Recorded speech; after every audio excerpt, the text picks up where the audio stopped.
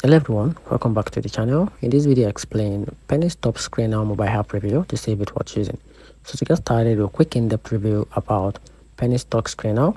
Penny stock screener is a mobile app designed to help users discover and track low price stock under $5.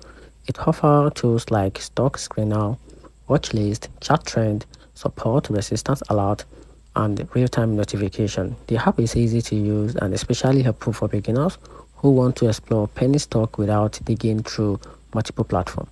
But it's not perfect. Some users say the alert can be delayed or unclear, and the premium features don't always justify the cost. There are also complaints about the app crashes, bugs when loading alert or chart, and confusing billing after upgrading.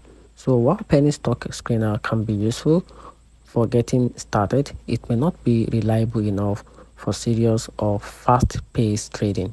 And that's it. So let me know in the comment section what you think about this platform. And that's it.